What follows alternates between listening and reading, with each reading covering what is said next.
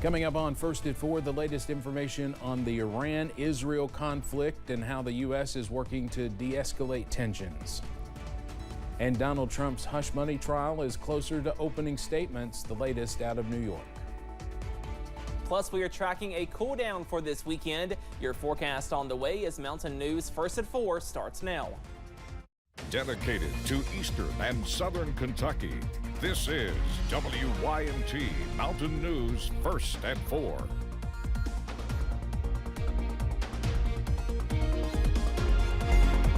Good afternoon, I'm Steve Hensley. First at 4, tensions are high in the Middle East following an Israeli strike on Iran. The development came nearly a week after Iran fired hundreds of missiles at Israel in response to Israel's deadly strike on an Iranian embassy in Syria. U.S. officials are calling for calm. CBS's Willie James Inman reports from the White House. We're committed to Israel's security. We're also committed to de-escalating. Speaking from the G7 meeting in Italy, Secretary of State Antony Blinken affirmed support for Israel, but stressed the U.S. played no role in Israel's limited strike against Iran. The United States has not been involved in any offensive operations. The United States, along with our partners, will continue to work for de-escalation. The early morning hit was in an area where Iran has several nuclear sites and a major airbase.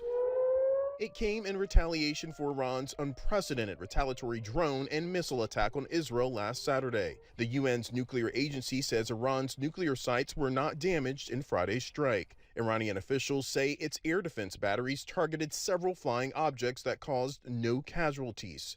The U.S. and allies had urged both sides to avoid escalation, concerned about setting off a wider regional war. We have been very, very clear from here, from the beginning, that we do not want to see this conflict escalate. Israel is currently engaged in conflicts on 3 separate fronts, including the ongoing war with Hamas in Gaza. What we don't know, I think, at this point is whether last night sets the record straight for some period of time or whether we have entered a new phase of escalation. For now, both Israel and Iran are downplaying the latest strike.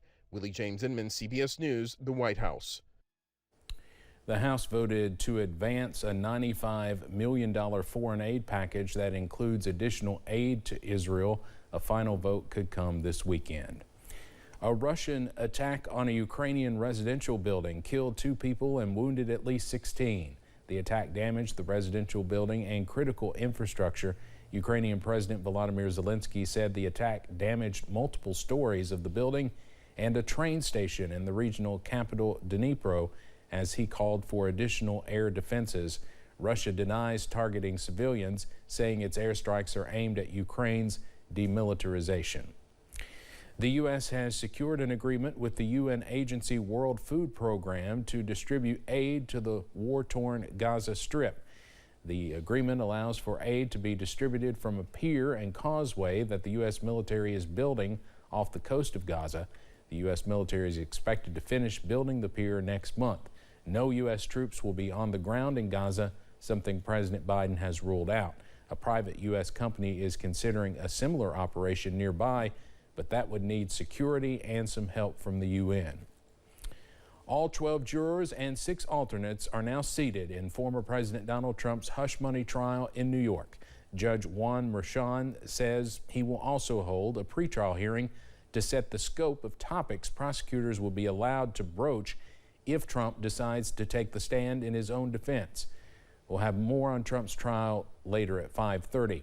Now, outside the courtroom today, emergency crews rushed away a person on a stretcher after a fire was extinguished. Witnesses say they saw a man pour liquid over his head and set himself on fire. It was not clear whether the act was related to the former president's trial. Officials say the victim is in critical condition but is alive and is being treated at Cornell Burn Center.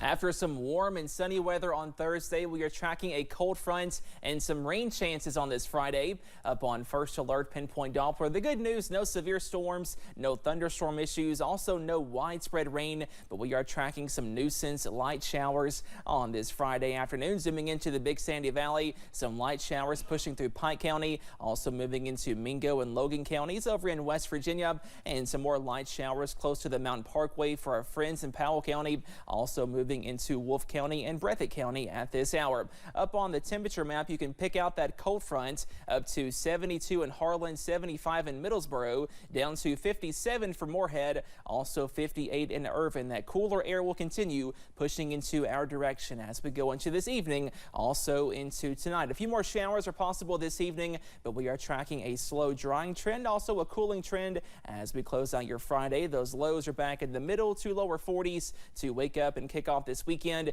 We see some more sunshine tomorrow, but some below average weather also on the way for this weekend. Those details coming up in just a few minutes. Steve?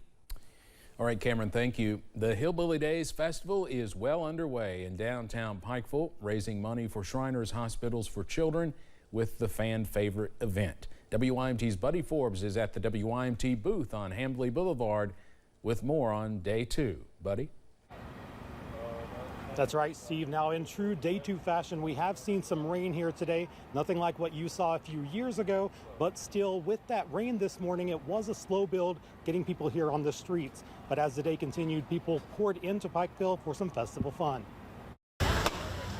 If you're looking for a reason to pop by the 47th Hillbilly Days Festival, just come out and enjoy. I mean, have some fun. From the fellowship to the festival games, attendees say there are many different draws. The environment's good to be around too.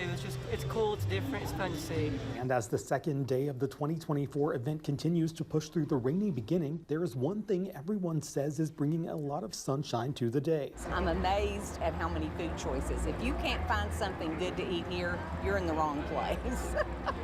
Not letting the weather rain on their parade.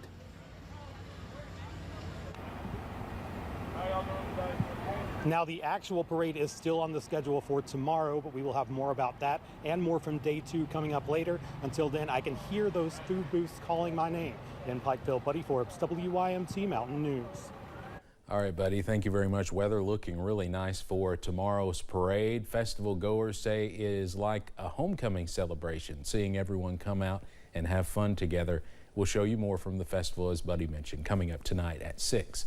But next here on First at 4, plans are announced to construct a state-of-the-art cancer center in one eastern Kentucky community. And we are tracking some spotty showers today, but drier conditions are looming. Your forecast coming up.